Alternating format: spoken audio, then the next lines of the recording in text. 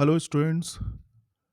आज से प्रारंभ हो रही इस वीडियो सीरीज में हम लोग डिस्कस करेंगे communication skill in English subject के विषय में। यह सब्जेक्ट प्राविधिक शिक्षा परिषद यानी board of technical education Uttar Pradesh के द्वारा संचालित पॉलिटेक्निक इंजीनियरिंग के कोर्सेज में प्रथम वर्ष में सभी इंजीनियरिंग की ब्रांचेस में पढ़ाया जाता है और इस सब्जेक्ट को हर एक प्रथम वर्ष का स्टूडेंट जो डिप्लोमा इंजीनियरिंग कर रहा है वो इसे पढ़ेगा। ये सब्जेक्ट अपने आप में बहुत ही महत्वपूर्ण है क्योंकि जब कभी भी हम पॉलिटेक्निक इंजीनियरिंग कंप्लीट करने के बाद फैक्ट्रीज़ में या किसी ऑर्गेनाइजेशन में वर्क करने के लिए जाते हैं तो हमें अपने सबॉर्डिनेट्स से, अपने पीयर्स यानी कलीग्स से, अपने सुपीरियर ऑफिसर से या क्लाइंट से कम्युनिकेट करना होता है, तो वहाँ पर ये स्किल हमारी काम आती है। इस सब्जेक्ट के द्वारा हम लोग अपनी कम्युनिकेशन स्किल और पर्सनालिटी दोनों को बेहतर बनाने का प्रयास करते हैं। तो यह एक ऐसा सब्जेक्ट है जो न केवल आपकी स्किल को बेहतर करता है, साथ ही आपकी पर्सनालिटी को भी बेहतर करता है। तो चलिए स्टार्ट करते हैं इस सब्जेक्ट को। फर्स्ट यूनिट जिसका नाम है कम्युनिकेशन थियरी एंड प्रैक्टिस, जिसमें पहला टॉपिक हम लोग डिस्कस करेंगे basics of communication, definition, processes of communication. तो चलिए अब हम लोग डिस्कस करते हैं पहला topic, that is what is communication या बेसिक्स ऑफ कम्युनिकेशन। तो पहला प्रश्न कि कम्युनिकेशन क्या है, व्हाट इज कम्युनिकेशन। तो अगर कम्युनिकेशन की हम लोग डिफिनीशन को देखें तो डिफिनीशन क्या है, the process of exchange of ideas, views, facts, feeling etcetera between two or more persons in order to reach a common understanding is known as a communication. Means communication वह प्रक्रिया है जिसमें दो या दो से अधिक व्यक्ति आपस में विचारों, सूचनाओं, तथ्यों, ओपिनियंस यानी कि अपनी राय और फीलिंग्स यानी कि भावनाओं इत्यादि का आदान प्रदान करते हैं। किस लिए करते हैं, जिससे कि वो एक कॉमन अंडरस्टैंडिंग पे आ जाएं, और इसी का नाम है कम्युनिकेशन। एक और डेफिनेशन देखते हैं हम लोग, communication is the sum of all things a person does when he wants to create an understanding in the mind of another. It involves a systematic and continuous process of telling, listening and understanding. The definition given by Louis Allen. Communication क्या है, communication के अंतर्गत वो सारी चीजें आती हैं जो एक व्यक्ति करता है, किस लिए कि आपस में यानी दो या दो से अधिक व्यक्तियों के मध्य समझ विकसित हो, एक दूसरे से मस्तिष्कों का मिलन हो। इसके लिए आवश्यक है कि हम सिस्टमैटिक और कंटिन्यूअस प्रोसेस सुनने का, बोलने का और समझने का जारी रखें। एक और डिफिनीशन हम लोग देखते हैं, communication is a process by which people create and share information with one another in order to reach common understanding. Communication वह प्रक्रिया है जिसके द्वारा लोग आपस में सूचनाएं तैयार करते हैं और एक दूसरे से शेयर करते हैं, लेन देन करते हैं, जिससे कि वो एक कॉमन अंडरस्टैंडिंग पर पहुंच जाए, आपसी समझ उनकी बेहतर हो जाए।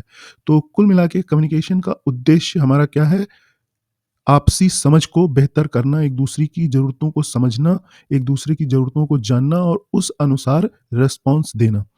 तो इस आधार पे हम लोग देख सकते हैं कि कम्युनिकेशन जो है इसमें कम से कम 2 लोग आवश्यक हैं। यानी अब हम लोग चल रहे हैं एलिमेंट्स ऑफ कम्युनिकेशन प्रोसेस की ओर। कम्युनिकेशन प्रोसेस में 2 या 2 से अधिक लोग होने आवश्यक हैं क्योंकि एक व्यक्ति खुद स्वयं से कम्युनिकेशन नहीं कर सकता है। तो इसलिए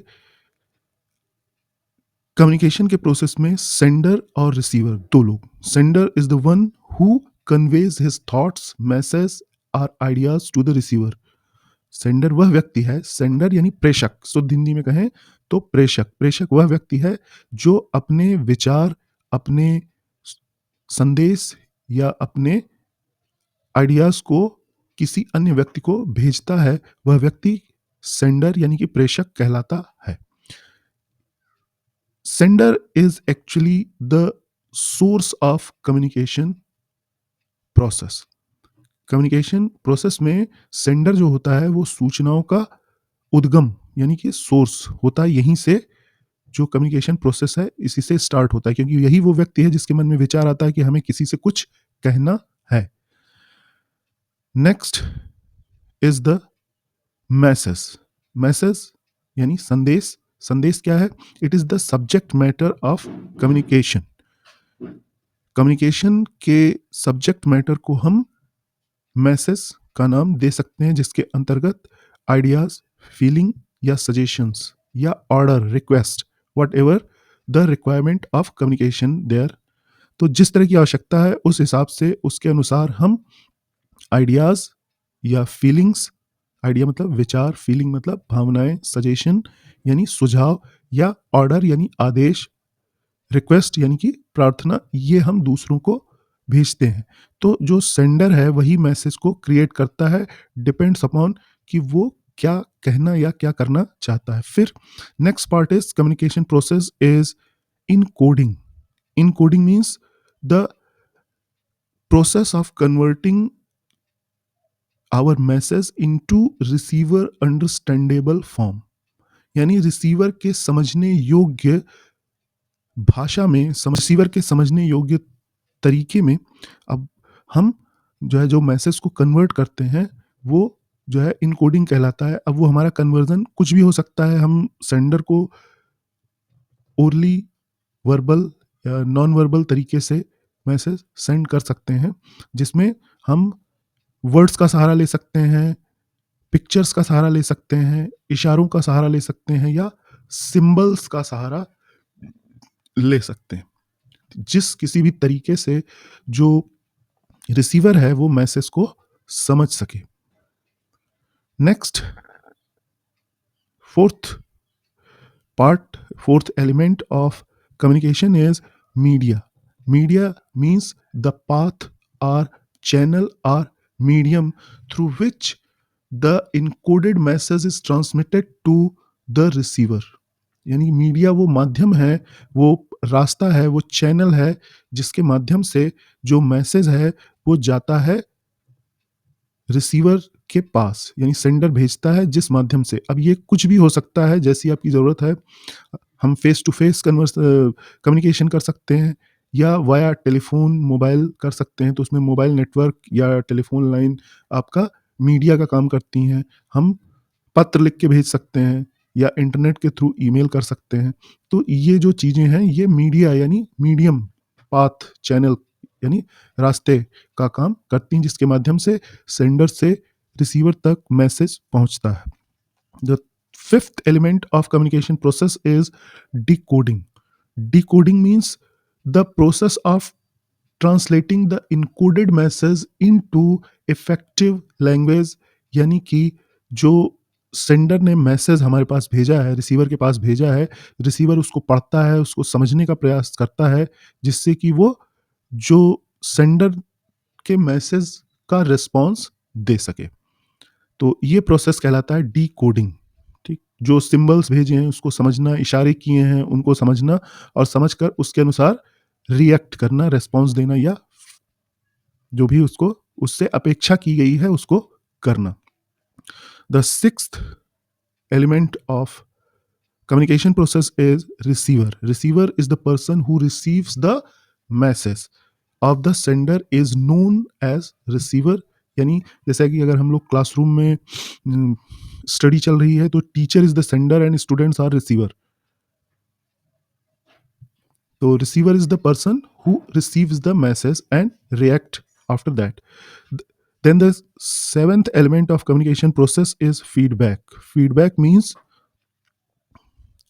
response of receiver to the sender. यानी सेंडर ने रिसीवर को जो भी मैसेज भेजा है उसके रिएक्शन में जो वो रिस्पॉन्स देता है वो कहलाता है फीडबैक। ठीक, जिसके माध्यम से रिसीवर के द्वारा सेंडर को ये इंश्योर किया जाता है कि वो क्या समझा। रिसीवर ने जो मैसेज डिकोड किया, रिसीवर ने जो मैसेज पढ़ा, समझा, देखा, उसके आधार पे वो अपना जवाब रिसीवर को सेंडर को देता है, ये कहलाता है feedback. Then the last element of communication process is noise. Noise means any construction or hindrance, यानी कोई ऐसी व्यवस्था या बाधा जो क्या करती है, which hampers the communication process is known as noise. Communication process के मार्ग में जो बाधा है आती है वो कहलाती है नॉइस, हिंड्रेंस या बैरियर, हम कुछ भी कह सकते हैं. तो ये सेंडर ने जो मैसेज भेजा है रिसीवर को, उसको डिस्टॉर्ट करने का या इंटरप्ट करने का प्रयास करती है, जिससे जो है सेंडर के द्वारा भेजा गया मैसेज रिसीवर को समझ में नहीं आता है. ये कोई भी चीज़ें हो सकती हैं, जैसे दो पर्सन फेस टू फेस बात अगर कर रहे हैं तो उनके मध्य आपस में अगर कहीं कोई शोर हो रहा है, चाहे मशीनों का शोर हो रहा है या दो लोग चिल्ला रहे हैं या आप फ़ोन से बात कर रहे हैं, तो उस समय पुअर कनेक्शन, पुअर नेटवर्क, या अगर आप ईमेल से बात कर रहे हैं तो पुअर इंटरनेट कनेक्शन, ठीक है, इम्प्रॉपर गेस्चर, पोस्चर वगैरह, ये सब एज ए नॉइज या एज ए बैरियर कम्युनिकेशन को इंटरप्ट करते हैं. ये क्या है, इफेक्टिव कम्युनिकेशन नहीं होने देते हैं. इफेक्टिव कम्युनिकेशन क्या है, इसको हम आगे के वीडियोस में डिस्कस करेंगे. तो इस तरह से हम लोग देखते हैं कि कम्युनिकेशन प्रोसेस के अंतर्गत कुल 8 एलिमेंट पाए जाते हैं, जिसमें पहला है सेंडर, यानी कि the person who sends the message.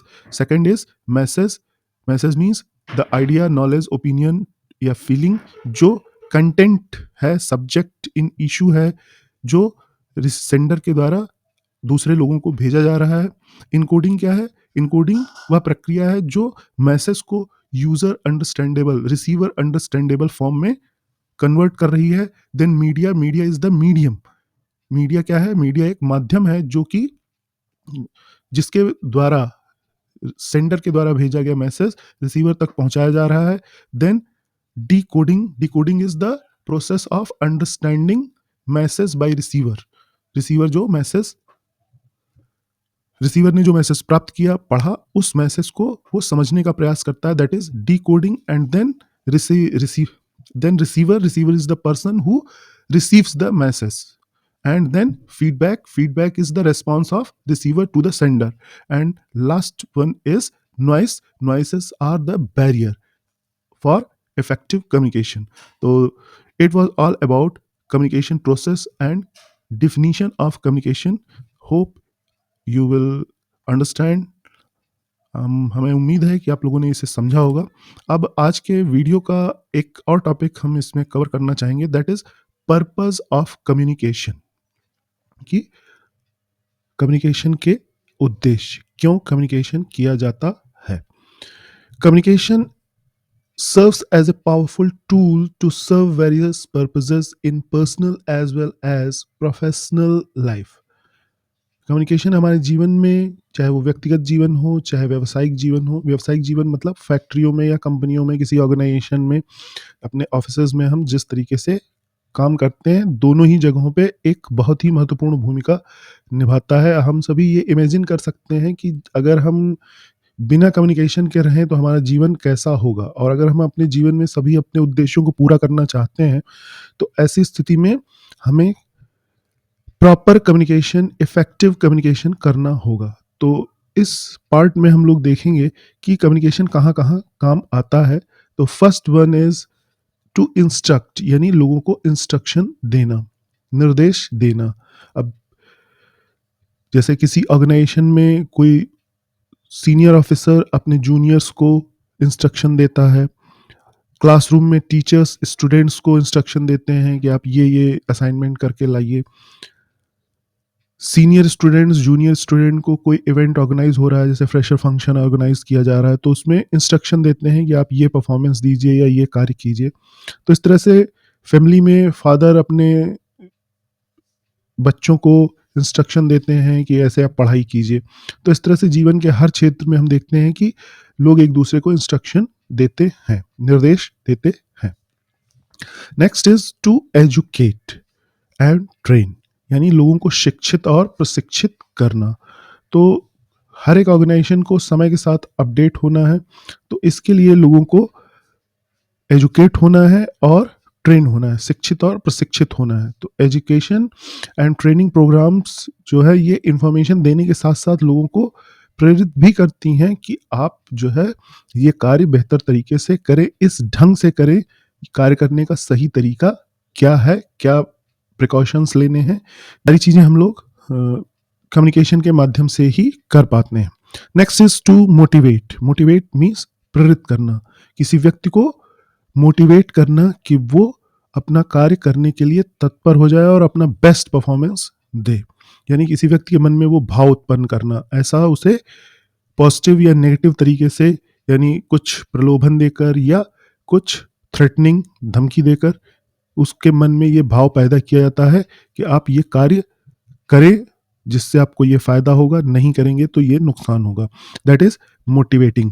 तो मोटिवेट करने के लिए कम्युनिकेशन का यूज किया जाता है। Next one is to raise morale, लोगों का मनोबल बढ़ाने के लिए।